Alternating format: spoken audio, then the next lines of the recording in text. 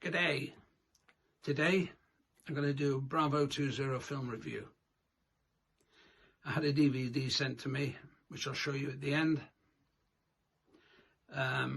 People have asked me to do war reviews, things like that. I thought about it. Ideally, it's a good time to throw in things like that in between what I've been doing.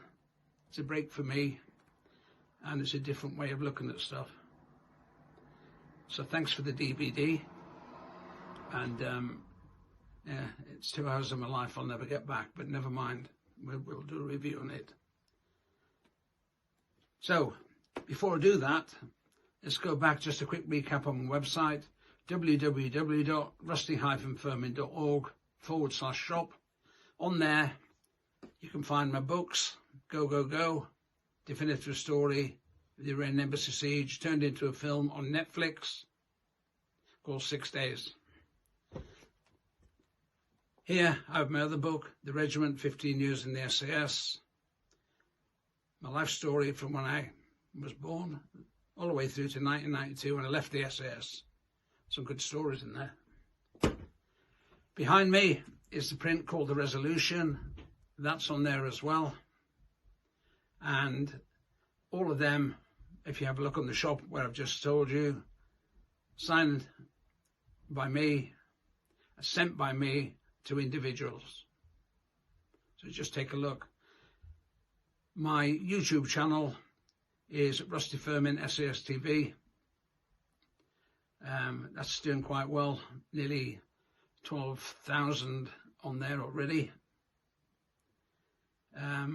Let's try and get it up, guys. Invite people to subscribe, it's free. My Facebook page, SAS Special Air Service, Military Collectors and Facts page, nearly 7,000 on there already. Come along, invite your friends. Don't be frightened. You only get outed if you're a walt. Yeah, we got rid of a few of them, never to come back again. So look forward to at least having a go on there. Just get yourself up. So I was sent the DVD, which I've got here, and I'll show you at the end. And it's Bravo 20, which I did look at, and it's 2 years of my life. It's actually 2 hours of my life I'm never going to get back. But I had to dig in to watch it, to review it. Simple as that, really.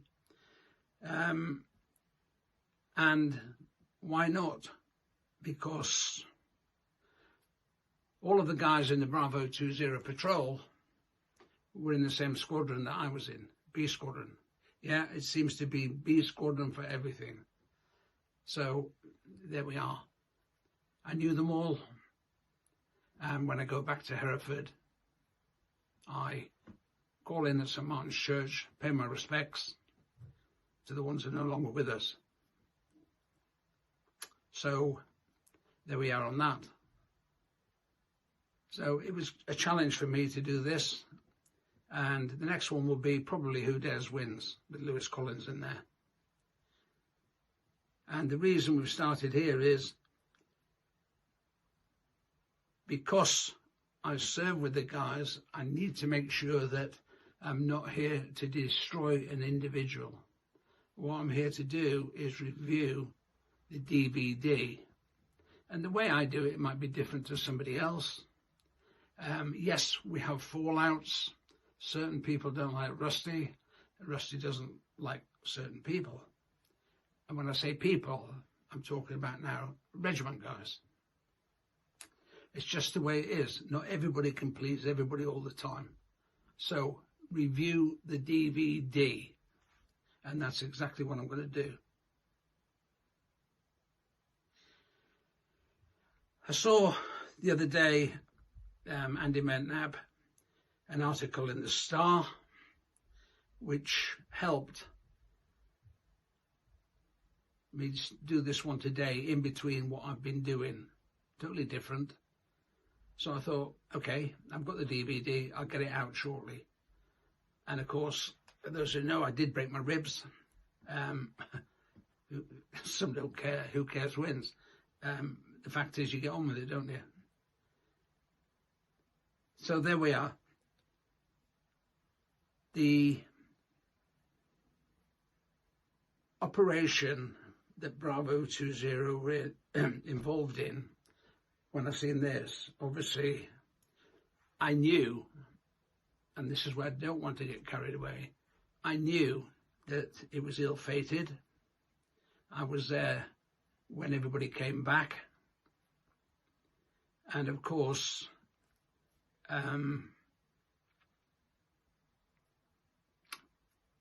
what did I say it? Ill-fated, yes, and a complete failed operation, yes. Looking at the film, I can tell you, unfortunately, it doesn't bear any resemblance to the real thing, but I'm actually here to review the film. So I don't need to get carried away on that one. But what you need is in a film, and let's be honest, I've done one, 6 days, great reviews on that one. Not everybody likes it. But the storyline for the film of this one can't be right, because when you have the RSM who was there, Peter Ratcliffe, who wrote the book, they've all got different stories. So you have the RSM with the story, you have Andy McNabb with the story, you have Chris Ryan with the story, and you have a couple of the other guys with the story. So I'm looking at the film, knowing from the outside these different stories, trying to figure out in the film what's going on. Okay, glamorized, yes. True to life, no. And some of the stuff we'll talk about will probably give you an insight into that, because you've heard the stories, and of course it would really have helped, I suppose, if it had been filmed at least in a desert, a proper desert, or even somewhere that would make the realism a bit more than it was. However, the film was rushed out, the book was rushed out, and of course I thought, you know, when you were at school and teacher could do better, yeah, could do a lot better. But that aside, without a storyline that is consistent, the film is never going to be consistent. However, if they get bums on seats, they don't care. It's $1 a pound spinner. And I don't blame them for that. I don't have any issues with that whatsoever. Remember, it's nearly 30 years ago now.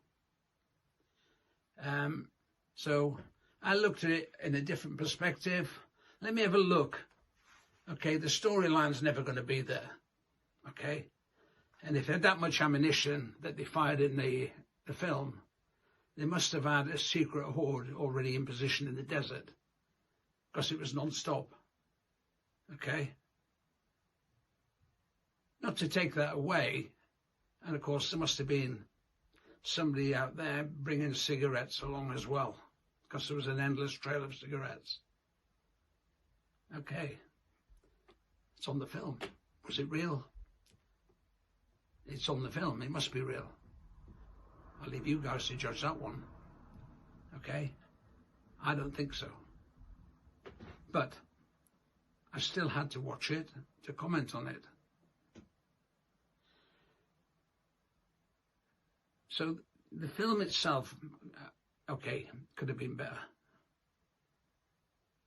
I was looking at stuff on the belt, you know, on the soldiers, the kit and equipment, and I can talk a bit about that to give you some idea. But things like the belt kits we saw, you know, they were all uniform, same. SAS don't do that. Individuality. They all put their own belt kits together. You could see this was taken off the shelf. Yeah, take that, take that, take that. That'll do for the film. Okay. I can pick up on that because I know. Okay. It's a shame But if the fine detail, and I don't know who did the advising, who did the weapon handling, I don't know who did any of that. But at least when I did 6 days, I made sure my name was in there so I could be criticised or not. However, not good. But, as I say, it's a film. So things like that, very regimental, which, of course, the SAS aren't. They're all disciplined, they're all motivated. But regimental, you wear that pouches over to the, doesn't happen. You know, everybody does their own thing, but within the guidelines and the rules. One of the true parts in there, obviously, a bit like when we did the Falkland Islands, and it's a shame, but the lack of intelligence and maps, the very thing you need when you go on a mission, non-existent or very, very little. In your planning, you want as much of that stuff as you can, so everybody's in the picture of what's going on, not left to hope. And that's exactly what it was. Been there, done it. Not funny. So, you know, you think you're going to learn the lesson. Did we learn anything from the Falklands for this one? Did we learn? Actually, the same mistakes are being made. And it's not an individual's fault. You know, all this stuff should be in place. The lads get there, go and do your job. So there. The other thing I like to see is when Andy and them had the Chinese Parliament. People don't realise what a Chinese Parliament is. That's if you can still say that these days. Well, you know what? I'm going to say it anyway. It's something that we have within the regiment. When my day was there, I'm sure it's going on today and since. For example, when they went across the border in the helicopter, not a good helicopter scene, by the way, too much waffling going on. Once they got across the border, dropped the guys, helicopter took off, and then they found the first hurdle. No comments. No comms. What we're going to do.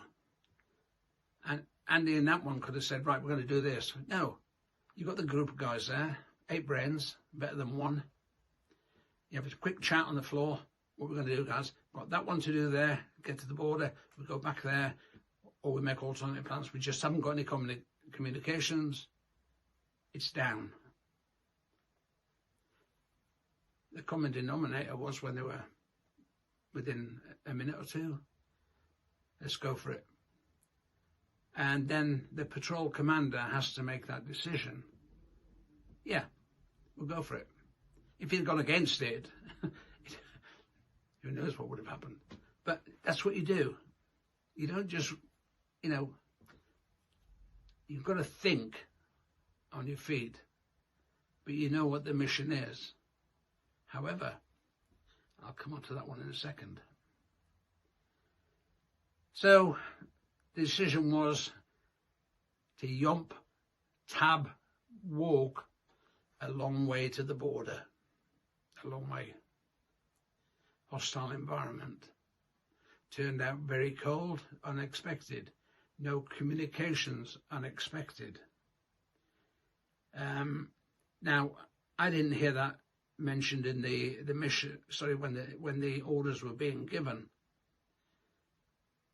But actually, I would have expected the orders from the patrol commander to his team.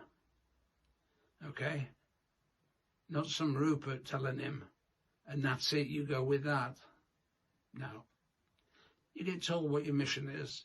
You then get your guys together. You as a patrol commander, sit your guys down. You go through everything with them. You're happy. You're the group that's going on the ground, not the dick that's stuck behind in the ops room or the base, whatever you want to call it. Okay? You're the guy that's putting your life on the line. I expected to see that. Didn't. So, you know, okay, the mission was said twice. That was good. However, as I quoted earlier,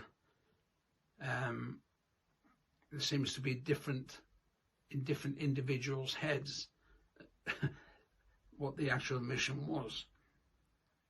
We're not going to talk about that because it was up to them. But in the film, it was okay, but not reality, I'm afraid. Big mistake, in my opinion. Big mistake is they had a mission to do. They had all that horrendous weaponry to carry. They had water to carry. They had communications to carry. They had their individual equipment to carry. And of course, they had their sense of humour to carry. That came through okay, sometimes a little bit over the top. But why not? Because why not take with you something that's going to help you if required? You cross that border, you're on your own.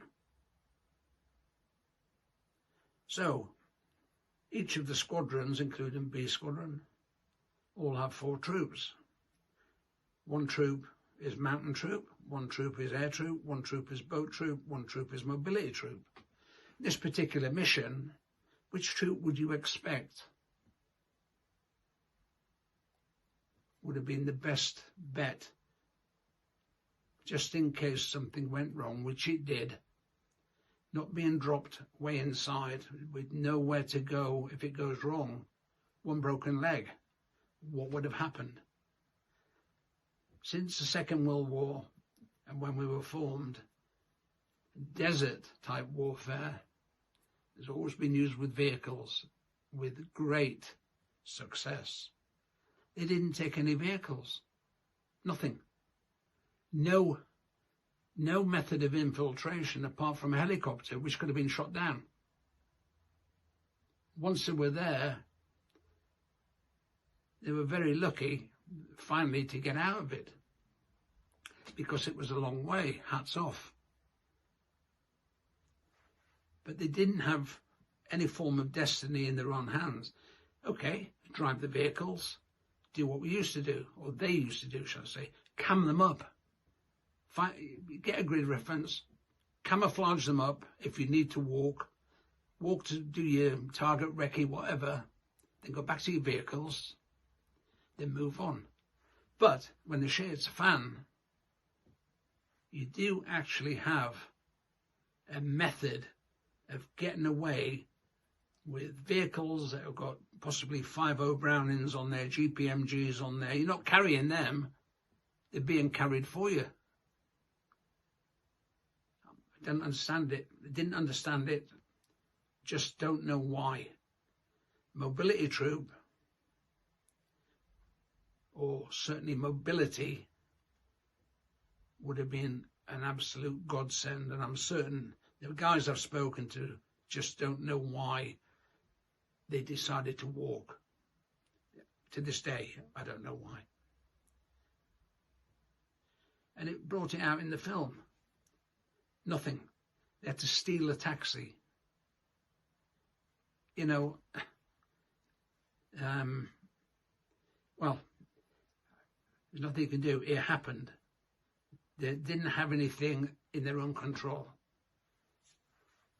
Okay, so that was another thing that came out.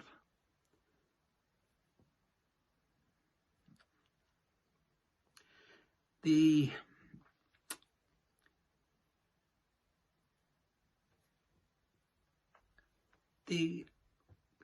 cover story, if you remember, when they were walking out the building early, and I've said this before, if you have a cover story, it needs to be watertight. Somebody said cover story. There's no mention of what the cover story was. And eventually, when they got put into picked up after the firefights and all the rest of the stuff, for interrogation, all of that type of stuff came out. they didn't have a cover story. It's okay telling them a story, but let's be really honest on this one, that if you look back at what they did in the film, and it is only a film, and I am only reviewing the film, that you sit there and watch it, and you're wincing a little bit, because there they are. They've been through all these firefights. They've got all the way up to not far from the border. One guy is gone. Chris Ryan is off. That leaves the rest of them. They get picked up, taken to jail, beaten up a bit, then beaten up a bit more, and they get beaten up a bit more.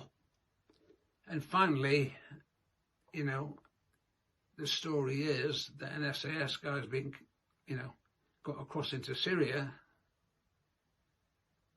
and that's relayed back to the lads in jail. So the story that they had, if you think about it in depth, when they finally got there, what happened to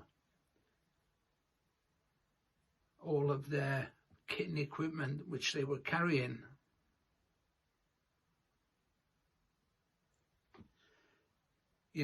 All those Bergens they were carrying on their back. What happened to it? So they're being interrogated. All that kit and equipment that was lying in the open deserts is being picked up,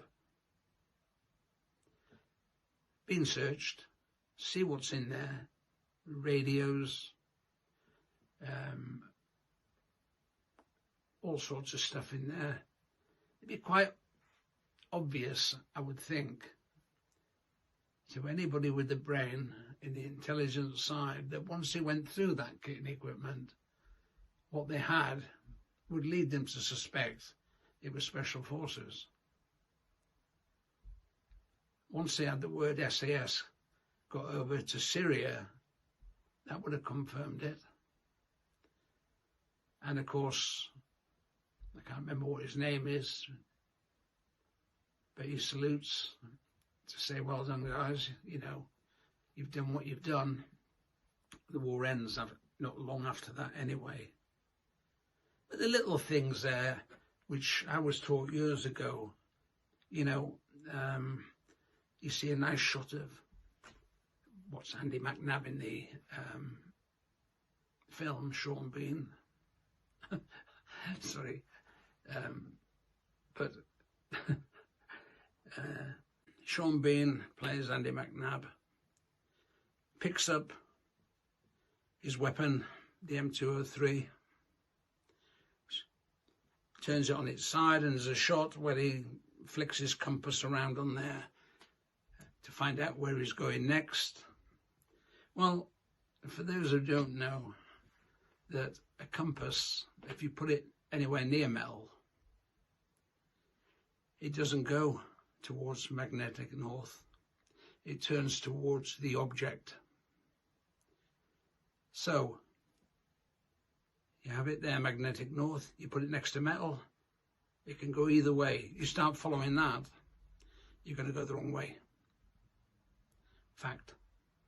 That's why we used to carry ours normally in the top left-hand pocket. You take it out on a piece of string, and your weapon's in your other hand, or vice versa, or round your neck on a piece of paracord. Take it out, away from your weapon, unless it was a plastic weapon, a toy weapon maybe. But I think you'll find them right.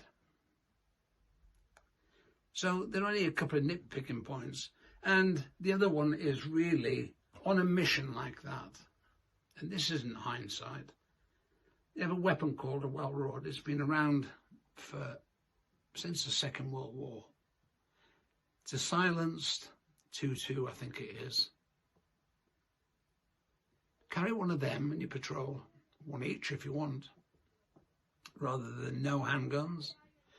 If you get a compromise Unfortunately, the first one was the sheep herder, which was a child, kid, whatever.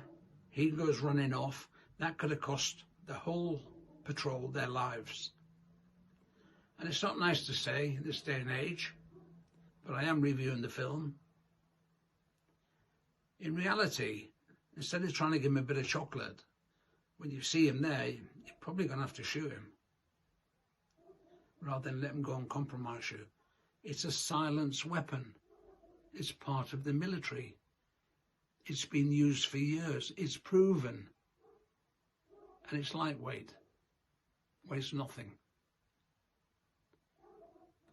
Running up with a knife in your hand. No. So things like that could compromise 8 guys' lives, which you could have done if there'd been a firefight and they were stuck in that where they were. Possibly the bad guys would have won. But there's a whole load of stuff like that. But I'm just making you aware of the little nitty-gritty points. And apparently now you're not allowed to say nitty-gritty. You know what? Really?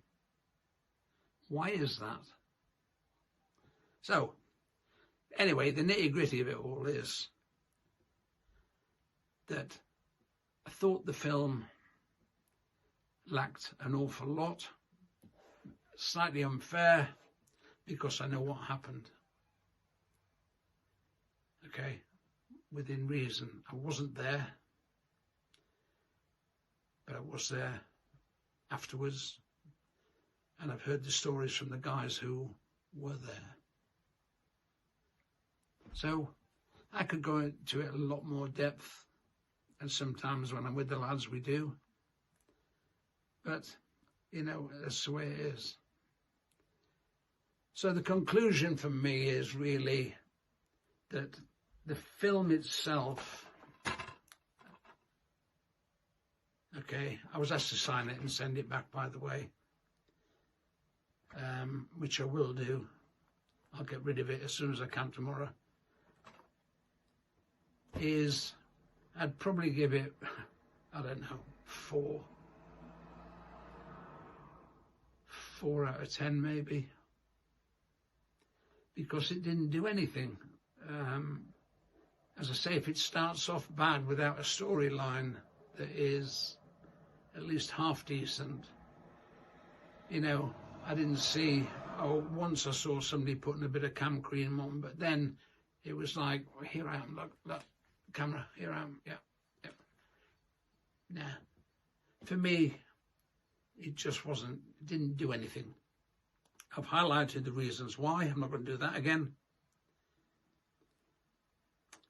But I think, you know, we waited 37 years to get the film out. That was rushed out in a couple of years. No thought, no imagination.